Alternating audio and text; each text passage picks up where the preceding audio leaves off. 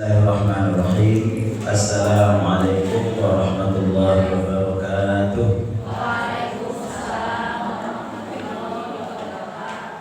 Alhamdulillah, wassalatu wassalamu ala rasulillah wa la hawla wa la quwwata illa billah.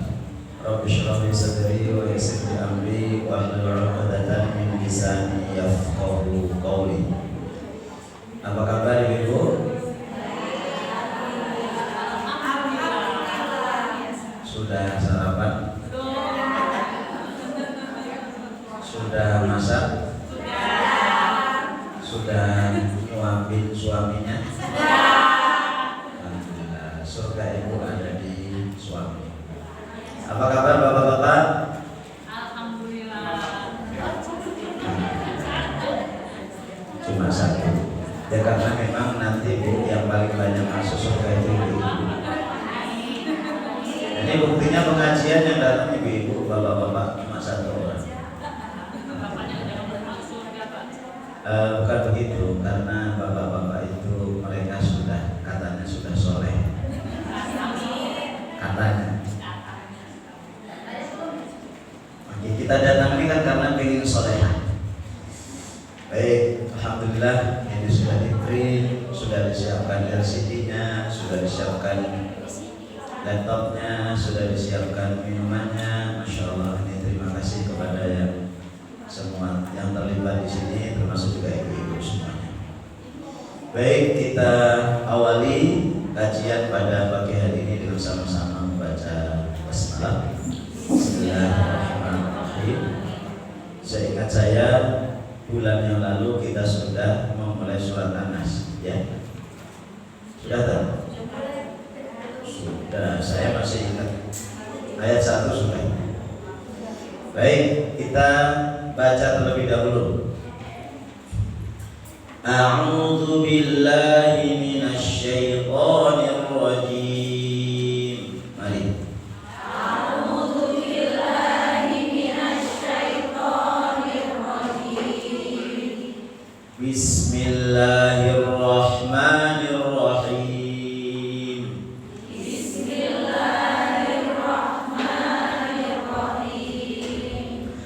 Qul a'udzu birabbin nas. Qul a'udzu birabbin nas. Kalau ada tanwin Bu, non kalau ada tanwin ditahan 3 ketukan. Birabbin ditahan dulu. Jangan birabbin nas walaupun tidak mengubah arti. Ibu-ibu kalau ikut MTQ nanti dikurangi setengah. Saya dulu ikut pelatihan MTQ tingkat Asia, itu salah satunya tasydid itu mengurangi setengah kalau secara hitung-hitungan. Tapi secara pahala itu kurang sempurna. Qul a'udzu birabbin nas. Qul a'udzu birabbin nas. Hanya sempurna. Malikin nas. Ilahin nas. Ilahin nas. Min syarril waswasil khannas.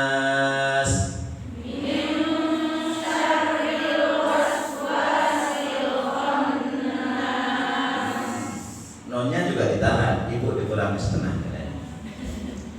Min syarril waswasil khannas.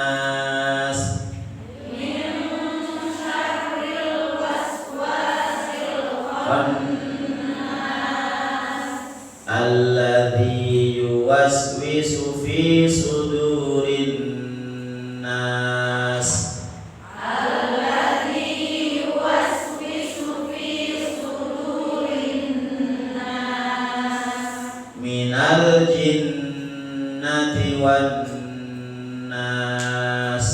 Minal jinnati wan nas. Baik, siapa mau baca satu orang? Monggo. Kang Bade Maos monggo, sinten? Monggo Ibu. Bismillahirrahmanirrahim.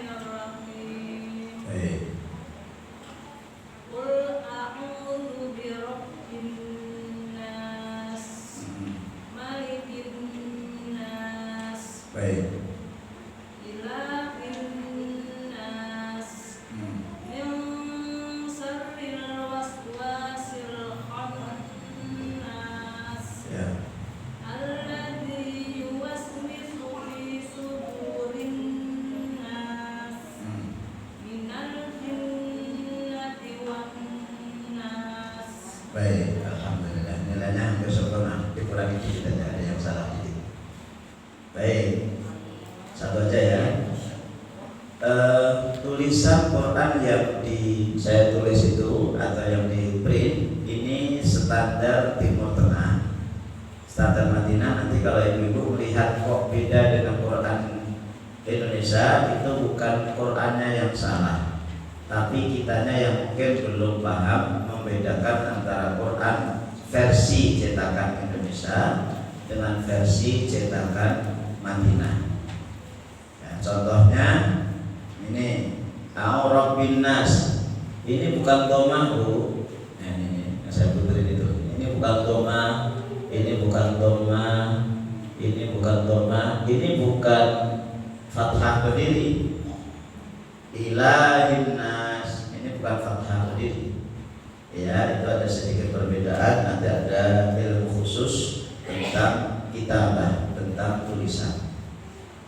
Baik, ini sudah kita bahas kemarin. Keutamaan juga sudah kita bahas. Ini juga sudah kita bahas. Kita langsung ayat yang kedua. Ya, masuk ayat yang kedua. Yang mana ayat pertama intinya adalah tentang perintah Allah kepada kita untuk berlindung ke sesuatu yang memang dia layak untuk dijadikan sebagai tempat perlindungan.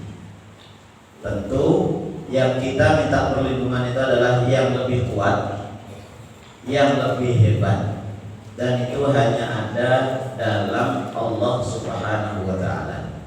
Maka di sini Allah menggunakan kata Rabbin Nas, Tuhan manusia. Rabb itu Tuhan yang menciptakan, yang memelihara, yang memberi rezeki.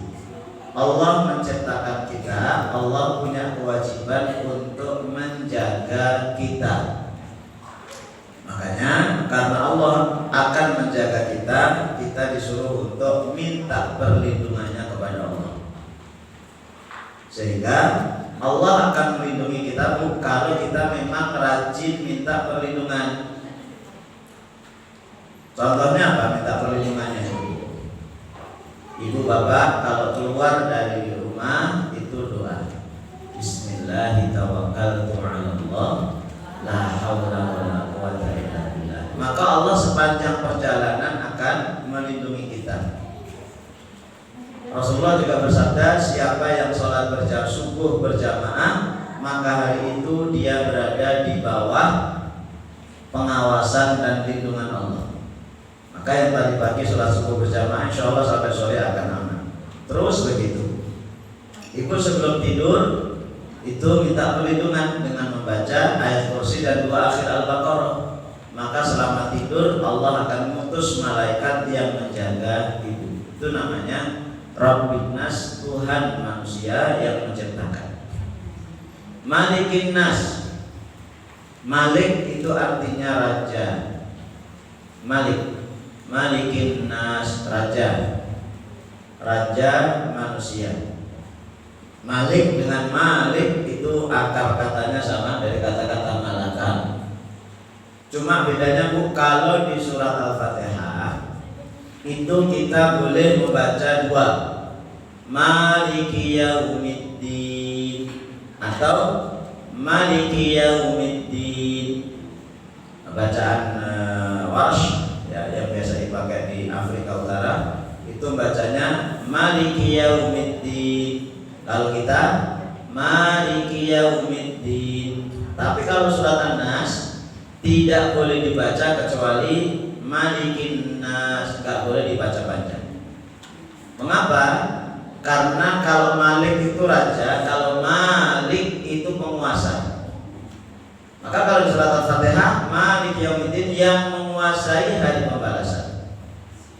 Apa bedanya raja dengan penguasa? Kalau penguasa itu tidak harus menjadi raja.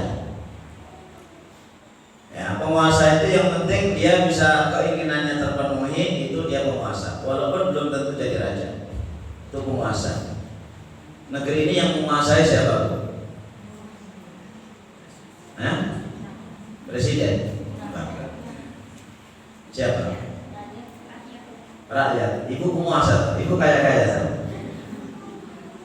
Siapa penguasa?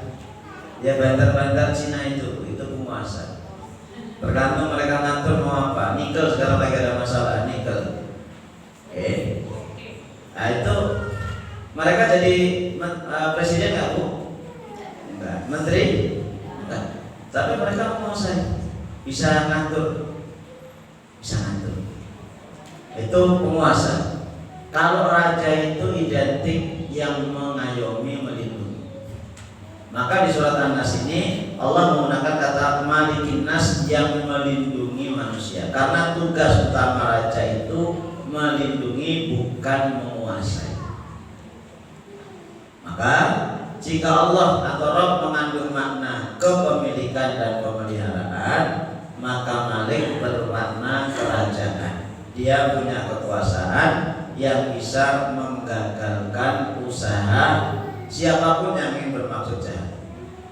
Seharusnya raja, presiden, menteri, dan gubernur seterusnya itu adalah tugasnya mengayomi masyarakat. Kalau ada yang mengganggu, maka mereka tampil untuk menggagalkan gangguan-gangguan itu. Termasuk tugas suami. Tugas suami salah satunya adalah memastikan istri dan anak-anak terlindungi. Maka kalau ada di rumah ada yang mengganggu, seharusnya suaminya yang tampil. Tiba-tiba di rumah ada ular, suaminya yang tampil duluan. Kenapa Bu? Kenapa suaminya duluan? Memang yang berani itu suami.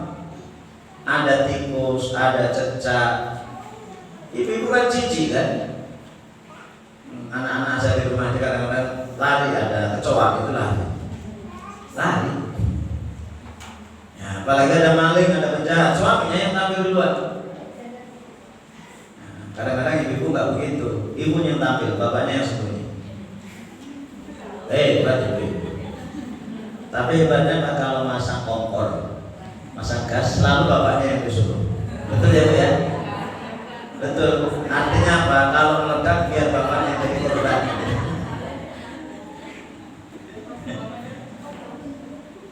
Istri saya sampai sekarang belum berani masang apa itu gas, itu belum berani. Selalu saya, oh ya, kalau cedok kita yang jadi korban, suami istri kita yang selamat. Nggak begitu. Saking sayangnya sama kita. Ilahin nas. Sifat yang ketiga, Allah itu ilah, sesembahan. An-nas, manusia. Ilah. Ibu, ilah itu dari kata-kata alihah. Allah itu dari kata-kata ilah. Nih, Allah itu yang tiap hari kita sembah itu. Nih, Allah ini dari kata-kata alif lam sama ilah. Kemudian digabung.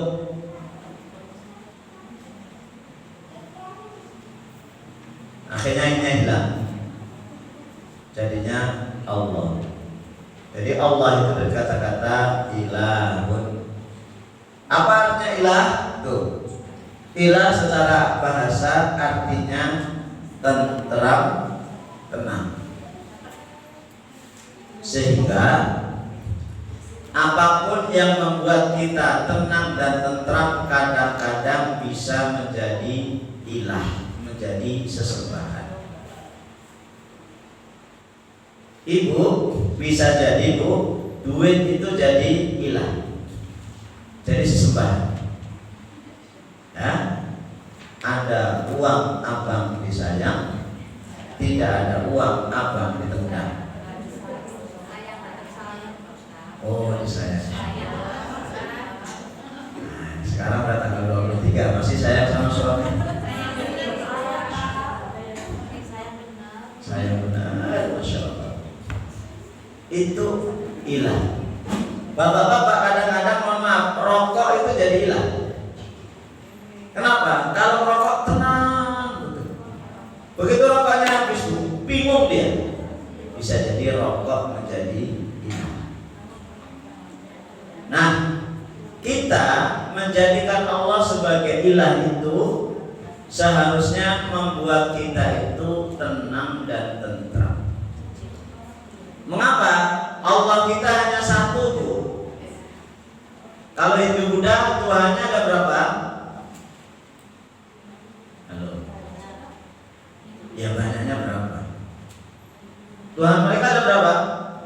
Ada 3. Brahmana, Wisnu, sama Shiva. Coba kalau kita punya Tuhan 3, Allah 3, kita mau doa yang mana? Bingung. Allah A pengen mengabulkan doa kita, Allah B gak pengen mengabulkan kita. Perang antara sesama Tuhan. Maka Tuhan kita cuma satu.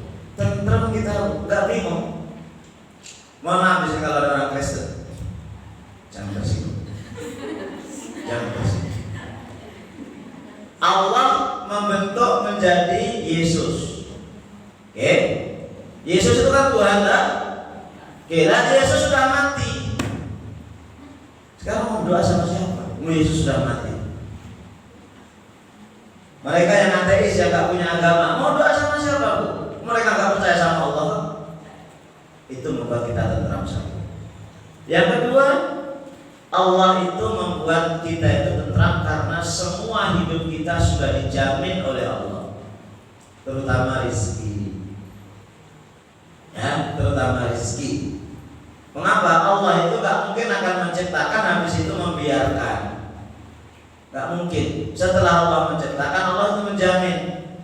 Mulai dari kita sebelum masih di orok di perut ibu, Allah masih rezeki kita berupa apa, Bu, di dalam perut ibu? Lewat apa? Lewat usaha, lewat hari-hari. Udah kita tenang aja situ. Makanan datang sendirian, datang dengan sendirinya. Kenapa? Kita belum punya kemampuan. Begitu lahir, Allah udah nyiapkan apa? Rezeki buat kita, air susu ibu. Betul? Betul. Nggak perlu nyari, nggak perlu air susu apa itu, formula itu. Begitu anak sudah 2 tahun, 3 tahun, Allah tumbuhkan gigi, ya kan? Gigi, kemudian kita bisa makan sampai dewasa. Loh, kenapa kita sudah dewasa masih stres ngurusi rezeki? Masih bingung, ya Allah, besok saya makan siapa ini besok? Kan ada orang tiba-tiba orang seperti itu. Berarti Tuhan Allah sebagai sesembahan belum mendatangkan ketentraman. Berarti ada yang masalah dalam hidup dia. Termasuk ibu-ibu misalnya punya masalah. Kita semuanya punya masalah.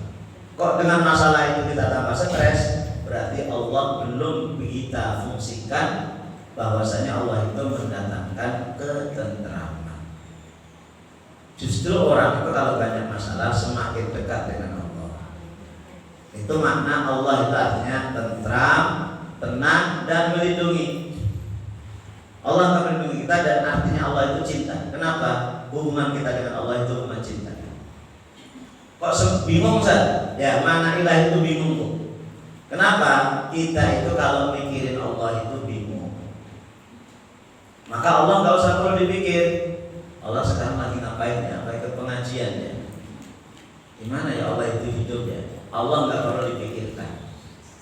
Yang akhirnya karena Allah mendatangkan ketentraman, mendatangkan ketenangan, memberikan perlindungan, maka Allah yang layak untuk disembah, Allah yang layak untuk diibadahi, Allah yang layak untuk dipatuhi. Itu makna ilah untuk Allah Subhanahu wa ta'ala. Dan coba perhatikan, Bu, urutan-urutannya, Bu. Qul a'udzu birabbin nas, malikin nas, ilahin nas. Enggak boleh dibolak-balik. Qul a'udzu bi ilahin nas, rabbin nas, malikin nas, enggak boleh. Apa maknanya? Rabb itu artinya apa, Bu? Rabb menciptakan. Rabb artinya memelihara. Rabb artinya apa? Memberi rezeki. Malik artinya apa? Yang memiliki raja. Ilah artinya apa? Sesembahan. Artinya apa, Bu? Allah itu sudah menunaikan kewajibannya, maka Allah punya hak untuk disembah. Allah sudah menciptakan kita, ngasih rezeki kita, ngasih perlindungan kita, ngasih kesehatan ke kita gratis. Karena Allah sudah memberikan kewajiban, Allah layak untuk disembah. Itulah Allah sebagai ilah. Sehingga apa? Satu-satunya dosa yang tidak mungkin akan diampuni oleh Allah itu namanya dosa syirik. Dosa menyekutukan Allah Subhanahu wa taala. Kenapa? Karena keterlaluan, Bu.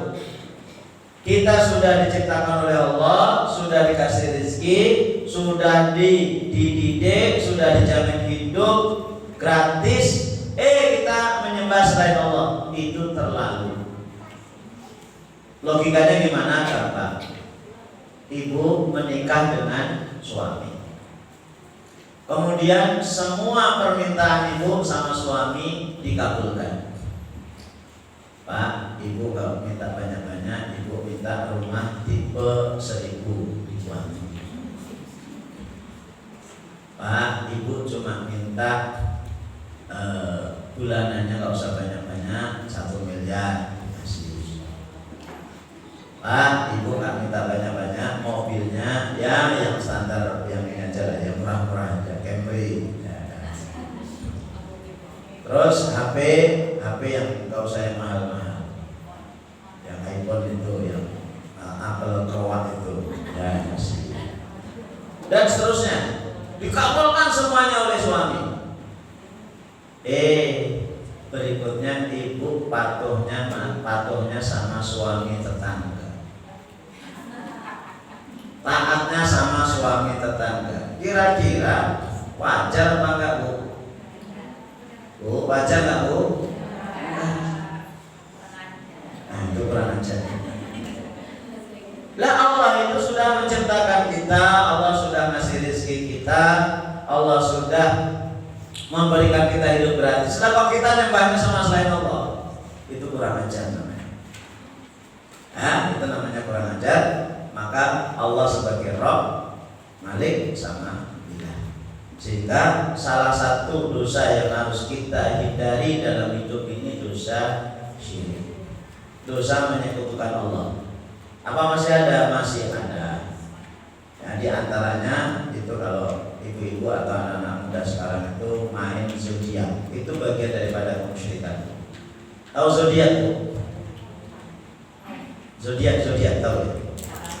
Yang bintang-bintang itu loh. Saya dulu suka rajin baca novel, tabloid novel. Dulu waktu masih jahiliyah. Bintang saya Libra, karena saya lahir 4 Oktober. Bintang saya Libra. Katanya Libra itu pas-pasan, pas butuh ada. Apa dibaca? Gemini cepat mati, ya ibu yang Gemini cepat mati. Ya, Aquarium apalah. Leo apa? Bapak bintangnya Bapak? Capricorn. Suka menggigit berarti Pak. Baik. Kita minta perlindungan dari apa? Ini min syarril waswasil khannas. Min dari, kita minta perlindungan apa? Min dari syarri kejahatan, al waswas bisikan, al khannas yang tersembunyi. Ibu dikit-dikit dihafal kosakatanya. Nanti pertemuan akan depan kok sudah ada pernah kita bahas, biasanya kan saya terjemahkan. Jadi nanti harapannya selesai juz 30 ibu-ibu bisa bahasa Arab. Kira-kira juz 30 butuh 70 kali pertemuan. Mungkin 10 tahun yang akan datang baru khatam. Iya. Dan ibu-ibu sudah gak ada di sini, sudah almarhum semuanya. Ya, di hafal Qul itu nanti surat An-Nas, surat Al-Falaq gak saya terjemahkan, surat Al-Ikhlas gak saya terjemahkan, surat Al-Kafirun gak saya terjemahkan, nanti ada surat Al-Jin juz 9. Begitu seterusnya. Kita diminta oleh Allah, dibimbing oleh Allah untuk berlindung dari syar, dari keburukan. Syar itu maknanya ada dua. Pertama keburukan, kepedihan, penyakit. Atau yang kedua yang mengantarkan kepada keburukan, yang mengantarkan kepada penyakit, yang mengantarkan kepada kepedihan. Jadi syar itu kita minta perlindungan kepada Allah itu bukan hanya keburukannya saja Bu, tapi yang mengantarkan kepada keburukan. Ya Allah, aku berlindung kepadamu dari keburukan jin atau keburukan pencuri misalnya. Jadi kita itu mintanya dari keburukan pencuri. Pertama, agar pencuri tidak datang. Itu kenapa? Yang menyebabkan pencuri itu adalah pencurinya datang. Yang kedua adalah masuknya pencuri ke rumah. Nah, ketika kita minta kepada Allah dari keburukan, maka artinya kita minta perlindungan kepada Allah sekaligus langkah-langkah yang menyebabkan kita jatuh ke dalam keburukan itu. Itu makna syar. Keburukan apa? Al-waswas. Was-was. Ibu sering mendengar istilah penyakit was-was. Dia lagi was-was Ustaz. Was-was itu bisikan hati yang menjurus kepada keburukan, itu namanya was-was. Contoh ibu wudu, habis wudu was-was, wudu lagi, itu namanya was-was. Secara bahasa was-was itu kerincingan perhiasan. Jadi was-was itu Bu, ada duit misalnya saya nggak bawa duit, kemudian jatuh, gitu ya, duit logam itu, kerincing gitu. Suaranya keras atau pelan Bu? Kerincing, keras atau pelan? Pelan. Atau ibu misalnya punya ini apa? Punya anting atau kalung jatuh, kira-kira suaranya keras atau pelan Bu? Pelan. Tapi menggoda apa enggak? Sangat menggoda. Kerincing, ada anting jatuh. Jangankan anting jatuh Bu, saya dulu pengalaman waktu kecil itu. Saya tadi malam baru cerita, anak-anak kita cerita riwayat hidup saya mulai dari lahir sampai nikah. Dari malam jilid yang ke-7 sampai menikah. Iya, dari SD saya ceritakan semalam, SMP saya ceritakan malam, Andia saya ceritakan malam, kuliah saya ceritakan tadi malam. Nanti malam baru penutupnya. Begitu disuruh cerita sama anak. Waktu saya SD Bu, SD SMP ada uang jatuh, linting. Gitu ya. Jadi ada uang jatuh, misalnya uang dulu Bu, jatuh uang 5 perak itu bisa untuk beli bubur. Linting. Apa yang kami lakukan Bu? Pengalaman. Sama pengalaman kita. Diinjak Bu, begini. Habis injak apa? Bukan, lihat suasana. Oke. Habis itu apa Bu? Jongkok, kukur gini. Ambil lihat. Habis itu diambil. Suara perhiasan itu namanya was-was. Sangat menggoda. Suaranya tidak keras, sangat pelan tapi langsung menusuk ke hati, itu namanya was-was. Betapa suara itu begitu menggoda sebagaimana suara perhiasan yang mengusik hati. Jadi was-was itu bukan teriakan-teriakan keras, bukan. Sangat halus bahkan tak terdengar.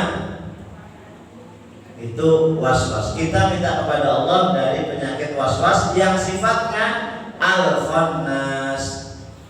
Khannas sudah was-was, suaranya nggak terdengar, langsung masuk ke hati, dan dia sifatnya khannas. Artinya apa? Kembali mundur bersembunyi. Ya. Bisikan itu dia sifatnya bersembunyi, nggak kelihatan. Kemudian dia akan kembali menggoda kita. Begitu kita kuat Bu, dia mundur. Mundur untuk sembunyi, nyari kesempatan. Begitu kita lengah, dia datang lagi. Itu namanya khannas. Maka penyakit was-was, godaan itu dia 25 jam sehari. Bukan hanya 24 jam sehari, 25 jam sehari nongkrongin kita. Itu was-was.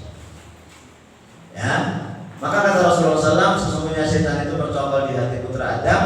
Apabila berzikir, setan itu mundur, menjauh. Kalau lengah, setan itu berbisik dan datang ke kita. Itu namanya khannas. Contohnya gimana Ustaz? Contoh. Tadi ibu ingin pengajian ke sini. Ingin pengajian ke Masjid Al-Jihad. Ada di antara ibu itu begitu mau berangkat, berangkat enggak, kan? Enggak berangkat lah. Nanti paling yang ngisi Pak Hafi lagi. Tapi pengajian itu ada penting loh. Mau berangkat. Begitu dan setan datang lagi, enggak usah berangkat. Di Masjid Al-Jihad itu kalau pengajian enggak ada snack. Ada. Dan enggak usah lah, apalah pengajian. Itu namanya khannas. Udah, nanti kamu enggak usah berangkat. Nanti kamu ketemu sama teman kamu, itu kan kamu lagi musuhan sama dia kan. Itu namanya khannas. Jadi dia akan selalu menggoda. Termasuk nih ya, yang anak-anak terutama subuh, termasuk bapak-bapak. Adzan subuh, Allahu Akbar, Allahu Akbar. Kalau ibu kan insya Allah saya jamin bangunnya sebelum subuh, sudah sholat malam semuanya insya Allah. Yang bapak-bapak ini masalah apa? Begitu adzan, adzan, kita mau bangun, datang setannya, menggoda di telinga, langsung masuk ke hati ibu. Baru adzan, nanti dulu. Begitu adzan selesai, pengen bangun lagi kita, mau ke masjid. Kata setan, nanti dulu. Adzan dan iqamah di Masjid Al-Jihad itu 12 menit, masih lama. Begitu qomat, kita ingin melakukan kebaikan lagi. Begitu mau melakukan kebaikan, ada lagi godaan setan, bukan pernah berhenti. Janganlah imam di Masjid Al-Jihad itu agak lama itu. Akhirnya kita tidur. Begitu matahari terbit, udah setannya pergi. Baru kita bangun. Begitu tiap hari, betul? Suami ibu begitu kan? Bukan. Ada soleh semuanya. Berarti semuanya ke masjid suaminya. Dan buktinya gak ada yang ikut ngaji. Oh kerja, alhamdulillah. Arisan, insyaallah. Kondangan. Dan hebatnya setan itu menggoda yang sifatnya kebaikan untuk dicegah. Begitu mau pengajian, setan itu menghalangi dengan 1000 jurus. Tapi kalau ibu senam itu tiap hari Jumat itu, wah setan masa goda, langsung lanjut, bagus itu. Gak perlu digoda ibu. Saya kalau mengantar anak-anak sekolah itu selalu lewati senam di Kuminin, di Puskes, di dekat flyover itu. Kata anak, kan musiknya jeduk gitu. Apa itu? Wallahu a'lam, itu pukulan setan. Ya gimana? Bapak-bapaknya di depan. Instrukturnya biasanya perempuan apa lagi Pak? Perempuan. Muda apa tua? Muda. Gak mungkin nenek-nenek itu gak mungkin. Kata bapak-bapak, Ustaz cuci mata Ustaz. Ini contoh itu yang mau senam silakan senam. Kalau mau senam di rumah aja bersama suami. Udah. Iya, itu bernilai ibadah.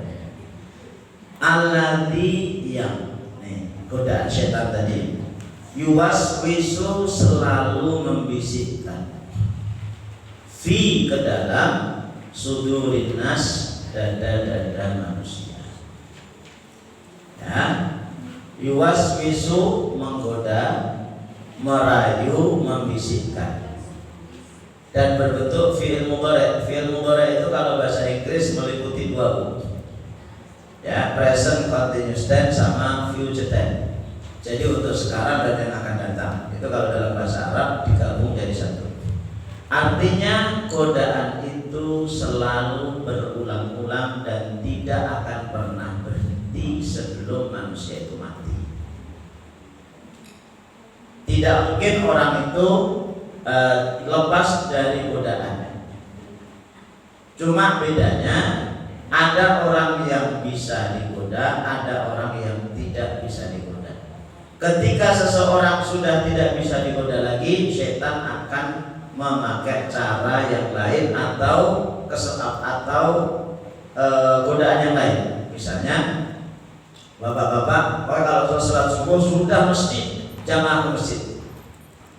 Tapi setan gak akan berhenti menggoda itu, gak akan menyerah. Godanya apa? Pas sholatnya dibuat tidak konsentrasi.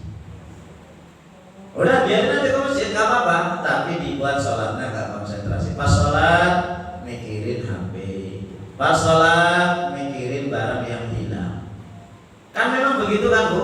Ada seseorang murid yang mengeluh kepada Imam Abu Hanifah. Wahai Imam, saya punya barang berharga hilang dan saya lupa di mana naruhnya. Gimana biar saya ingat? Ya sudah, kata Imam Abu Hanifah, nanti malam kamu sholat malam. Baik. Begitu malam Pak, si orang tadi itu sholat malam. Allahu Akbar. Lagi baca Quran, baru rakaat pertama ingat barang yang berharga itu ditaruh di mana? Oh iya, ada di loker itu misalnya. Begitu selesai sholat, langsung lihat, alhamdulillah ketemu. Habis itu dia tidur. Besoknya dia lapor ke Abu Hanifah. Wahai Abu Hanifah, alhamdulillah barang yang keterisuk hilang itu sudah saya temukan. Kapan kamu ingatnya? Pas sholat. Rakaat pertama. Kapan rakaat pertama? Selesai sholat gimana? Saya tidur dong, barang udah ketemu. Kenapa kamu gak sholat terus untuk syukur kepada Allah? Barangnya udah ketemu. Sholat untuk mencari barang yang hilang. Itu godaan setan. Ibu-ibu juga begitu. Pengajian, semuanya tiap hari Sabtu mesti pengajian di Masjid Al-Jihad. Bukan berarti ketika ibu sudah di sini gak digoda, ada yang digoda. Fisiknya di sini tapi mikirnya di luar. Ada lamun aja. Bahkan doa ya Allah mudah-mudahan cepat selesai, Itu godaan. Semua orang digoda. Saya juga digoda. Sama godaannya sama. Dan biasanya kalau perempuan itu godaannya harta. Kalau laki-laki godaannya wanita. Selalu begitu. Rumusnya begitu terus sampai kita itu mati. Dan sasaran godaan kita adalah sudur, artinya dada. Yang di dalam dada itu artinya hati. Godaan yang begitu halus, godaan begitu lembut dan melengahkan masuk ke jantung manusia.